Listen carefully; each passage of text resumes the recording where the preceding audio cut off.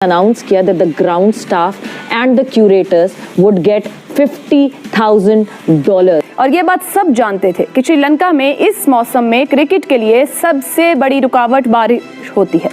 पाकिस्तान को कुछ ना समझने की दूसरी मिसाल उस वक्त सामने आई। बहुत ही ज़बरदस्त डिसीजन लिया है। और अगर आपको याद है पाकिस्तान इंडिया का जब मैच था, जब प्रेजेंटेशन पे रोहित एंड देन फिर विराट कोहली आए तो उन्होंने कहा, और ये याद रखें कि जो दुनियाई क्रिकेट के अंदर जो पैसा रेज हो रहा है, जो फाइनेंशियल पावर है, वो इंडिया के पास है।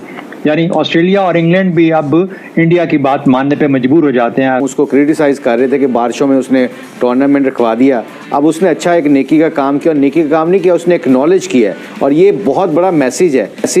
हम बाहर की दुनिया में देखते हैं, ऑस्ट्रेलिया में चले जाएं, इंग्लैंड में चले जाएं, कि हमें वर्ल्ड कप से नहीं अलग होना, वर्ल्ड कप में पाकिस्तानी क्रिकेट को जाना चाहिए, वरना पाकिस्तान क्रिकेट आइसोलेट हो जाए। कि वो इस वक्त इंडियन सियासत में एक ताकतवर सियासतदान समझे जाने वाले अमित शाह के बेटे हैं, और इसी सियासी असर रसूख की वजह से ही वो बीसीसीआई में आए हैं। जय शाह बीसीसीआई के साथ साथ एशियन क्रिकेट काउंसिल को भी वन मैन शो की तरह बहुत इंपॉर्टेंट लोगों को मिल गया, बिकॉज आज जय शाह ने की एक अनाउंसमेंट, और जय शाह ने उस अनाउंसमेंट में अनाउंस किया that the ground staff and the curators would get $50,000। उनको ये इनाम दिया जाएगा, बिकॉज अगर उनकी वजह से ये पॉसिबल हुआ कि एशिया कप में हमें क्रिकेट खेलने को मिली, देखने को मिली, वरना तो ना खेल पाते ना हम देख पाते।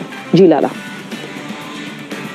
सफीर, आई थिंक बहुत ही ज़बरदस्त डिसीजन लिया है। और अगर आपको याद है पाकिस्तान इंडिया का जब मैच था, जब प्रेजेंटेशन पे रोहित एंड देन फिर विराट कोहली आए तो उन्होंने काफ़ी अप्रिशिएट की एफर्ट्स को, ग्राउंड मैन की। तो I think it's a great gesture. और मेरे ख्याल में जय शाह, जहाँ हम कभी कभार उसको क्रिटिसाइज करते हैं, आई थिंक अच्छे काम पे उसको अप्रिशिएट भी करना चाहिए। तो वेरी वेल डन। और ये एक बहुत अच्छा डिसीजन लिया चेयरमैन ACC। बिल्कुल जी, वेल डन। जैसे शायद ने कहा ना, सम टाइम जब हम उसको क्रिटिसाइज कर रहे थे कि बारिशों में उसने टूर्नामेंट रखवा दिया, अब उसने अच्छा एक नेकी का काम किया, और नेकी का काम नहीं किया, उसने एक्नॉलेज किया है। और ये बहुत बड़ा मैसेज है। हम बाहर की दुनिया में देखते हैं, ऑस्ट्रेलिया में चले जाएं, इंग्लैंड में चले जाएं, वहाँ पे ग्राउंड्समैन की बहुत इज्जत की जाती है। उनके जो ग्राउंड्समैन होते हैं उनकी ब्रेक भी आती है, जैसे हमारी ब्रेक्स आती हैं एज ए प्लेयर। वो ये एक छोटा सा जस्टिस नहीं है, ये बहुत बड़ी एक अच्छी चीज़ है। और आई एम श्योर कि यहाँ पे जितने भी हम सब एशियन टीमें हैं या एशियन कंट्रीज हैं, I think they should acknowledge that. और ये एक्नॉलेजमेंट के ऊपर हमारे जो ग्राउंड्समैन होंगे वो दिल से काम करेंगे, और पिच्चें भी अच्छी तैयार करेंगे, ताकि हमारे ग्रास रूट के ऊपर वो लड़कों के अंदर बहुत ज़्यादा एक वो फैसिलिटीज़ को प्रोवाइड कर सकते हैं, जिससे पिच्चें अच्छी तैयार होंगी, ग्राउंड अच्छे तैयार होंगे। तो हमारे क्रिकेटर्स, नए यंग क्रिकेटर जब आएंगे तो they can get used to it, to playing on good pitches and good grounds. I think that's a very very good gesture. बिल्कुल, मोटिवेशन बहुत जरूरी है। Jay Shah Indian cricket board के सेक्रेटरी और साथ साथ एशियन क्रिकेट काउंसिल के सदर भी हैं, लेकिन उनका सबसे बड़ा तारुफ यह है कि वो इस वक्त इंडियन सियासत में एक ताकतवर सियासतदान समझे जाने वाले अमित शाह के बेटे हैं, और इसी सियासी असर रसूख की वजह से ही वो बीसीसीआई में आए हैं। जय शाह बीसीसीआई के साथ साथ एशियन क्रिकेट काउंसिल को भी वन मैन शो की तरह चला रहे हैं।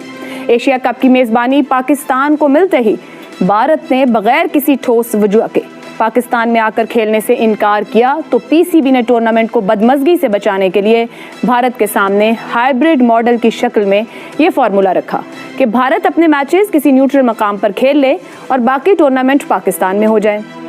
यूं मेज़बान होने के बावजूद टूर्नामेंट के टोटल 13 मैचेस में से सिर्फ 4 मैच ही पाकिस्तान में मुमकिन हो पाए हैं। न्यूट्रल वेन्यू के तौर पर यूएई को भारत ने गर्मी का बहाना बनाकर मुस्तरद कर दिया था। हालांकि इसी मौसम में पहले भी वहां एशिया कप हो चुके हैं। बादल नखास्ता पाकिस्तान को एशिया कप के न्यूट्रल मकाम के तौर पर श्रीलंका को कबूल करना पड़ा, और ये बात सब जानते थे कि श्रीलंका में इस मौसम में क्रिकेट के लिए सबसे बड़ी रुकावट बारिश होती है। पाकिस्तान को कुछ ना समझने की दूसरी मिसाल उस वक्त सामने आई जब एशिया कप के शेड्यूल का ऐलान लाहौर में मुनक़िदा तकरीब में होना था, लेकिन तकरीब से कुछ देर पहले जय शाह ने इंडिया में बैठे हुए खुद ही ये शेड्यूल जारी कर दिया। इस ज़िम्न में एक और तनाज़ा उस वक्त सामने आया जब एशिया कप के ऑफिशियल जर्सी पर मेज़बान पाकिस्तान का नाम ही गायब कर दिया गया, जबकि माजी में हर एशिया कप के मेज़बान का नाम उस जर्सी या शर्ट पर दर्ज रहा है। इन तमाम बदमज़गियों के बावजूद पाकिस्तान ने एशिया कप के 4 मैचेस की मेज़बानी अच्छे अंदाज में की, मगर पाक भारत जैसे बड़े मैच बारिश से मुतासर होकर क्रिकेट शायकीन का मज़ा किरकिरा जरूर कर गए। यूं एशिया कप में क्रिकेट के सबसे बड़े टूर्नामेंट को सियासी बुनियादों पर बर्बाद करने में भारतीय बोर्ड ने कोई कसर न छोड़ी। यहाँ अहम सवाल ये भी उठता है कि आखिर पाकिस्तान ही क्यों हर दफा कॉम्प्रोमाइज करता है। भारत पाकिस्तान में खेलने पर आमादा नहीं, न्यूट्रल वेन्यू भी मर्जी का, मगर पाकिस्तान बगैर किसी अगर मगर और रेजिस्टेंस के अगले माह वर्ल्ड कप खेलने भारत जा रहा है। एशिया कप मेजबान पाकिस्तान, मर्जी भारत की, बारिश से मैचेस मुतासिर, भारतीय हठधर्मी बरकरार। पाकिस्तान PSL के 8 सीजन करवा चुका, कामयाबी से इनेकाद के बावजूद पाकिस्तानी बोर्ड भारतीय बोर्ड के सामने घुटने टेकने पर मजबूर क्यों? ACC का प्रेसिडेंट है, एशियन क्रिकेट काउंसिल का। एशियन क्रिकेट काउंसिल के तर्ज पे वो फैसले कर रहा है जो इस वक्त बैठ के कर रहा है। हम क्यों मानने पे मजबूर हैं? इसलिए क्योंकि हम मेजबान हैं, और ये याद रखें कि जो दुनिया क्रिकेट के अंदर जो पैसा रेज हो रहा है, जो फाइनेंशियल पावर है, वो इंडिया के पास है। यानी ऑस्ट्रेलिया और इंग्लैंड भी अब इंडिया की बात मानने पे मजबूर हो जाते हैं। अगर ICC के अंदर या किसी और जगह पे जब इंडिया कोई चीज़ कहता है कि ऐसे होना चाहिए, तो सब लोगों को मानना पड़ता है, क्योंकि मैक्सिमम पैसा वहाँ से जनरेट हो रहा है इंडिया से दुनिया क्रिकेट के अंदर। उसके लिए ऑस्ट्रेलिया और जैसा मैंने कहा इंग्लैंड की क्रिकेट पावर्स जो हैं वो भी कई दफ़ा अपने आप को मजबूर पाती हैं। एक बात तो ये होगी। दूसरी बात ये याद रखें कि अगले ही महीने में अक्टूबर के अंदर वर्ल्ड कप होने जा रहा है। पाकिस्तान के पास 2 चॉइसेस थी। वो एशिया कप के अंदर से कहता कि हम इंडिया के बगैर खेलेंगे, या ये कहता, जो कि जाहिर है कि ACC की होने की वजह से, जेशा की वजह से ये नहीं हो गालिबन ना हो पाता, और ये जो एशिया कप है यही कैंसिल हो जाता।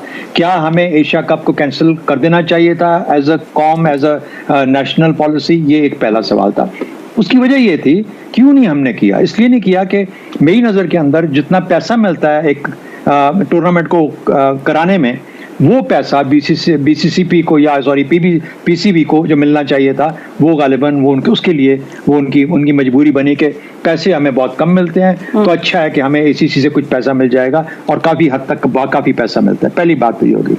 दूसरी बात, हमें ये फैसला करना था कि अगर हम इंडिया के साथ, इंडिया की वजह से उनकी बात नहीं मानते, तो क्या फिर हम वर्ल्ड कप के लिए भी अपने आप को कहेंगे कि हम नहीं जाएंगे इंडिया में?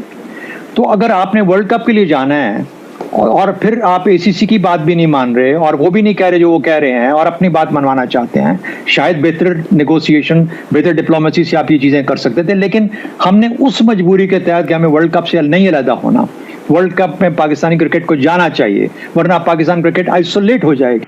दोस्तों, आपने देखा पाकिस्तान की मजबूरी है कि वो भारत में आके वर्ल्ड कप खेले, क्योंकि वो भारत में आके वर्ल्ड कप नहीं खेलेगा तो वो इतना गरीब मुल्क है, वो भारत में एक बार अगर आके वर्ल्ड कप खेलेगा तो उसकी रेवेन्यू इतनी ज़्यादा जनरेट हो जाएगी कि वो कई बार फिर मैच ना खेले तो भी कोई फर्क नहीं पड़ता है, क्योंकि भारत और पाकिस्तान का मैच इतना हाई वोल्टेज होता है, इतना हाई वोल्टेज होता है कि लोग इसे वर्ल्ड वार की तरह देखते हैं, और इसको देखने में मज़ा भी आता है, क्योंकि भारत और पाकिस्तान की जो दुश्मनी है उस मैच में साफ दिखती है। भले ग्राउंड के बाहर नहीं दिखते, लेकिन मैच जो होता है तो उस समय सभी खिलाड़ियों की आंखों में और एग्रेशन होता है, और विराट कोहली जैसे प्लेयर्स की आंखों में एग्रेशन होता है, और वहाँ पे भी साफ दिखाई देता है कि सब लोग अपने अपने कंट्री के लिए लड़ रहे हैं, और ये देखने में काफ़ी दिलचस्प होता है। और देखना ये होगा कि 14 अक्टूबर को जो भारत में आएगी पाकिस्तान की टीम, एशिया कप हारने के बाद उनका कॉन्फिडेंस 0 हो गया है। उसके बाद देखना होगा कि भारतीय टीम का मुकाबला किस प्रकार वो करेगी, क्योंकि शाहिन शाह अफरीदी, हारिस रऊफ, नसीम शाह, इनमें से कुछ इंजरी के भी शिकार हैं। लेकिन देखना ये होगा कि रोहित शर्मा, विराट कोहली इस समय ये जो वर्ल्ड कप होने वाला है उसमें कैसे नसीम शाह, शाहिन शाह अफरीदी, हारिस रऊफ अगर फिट होते हैं तो उनका सामना कैसे करेंगे और उनका क्या असर करेंगे।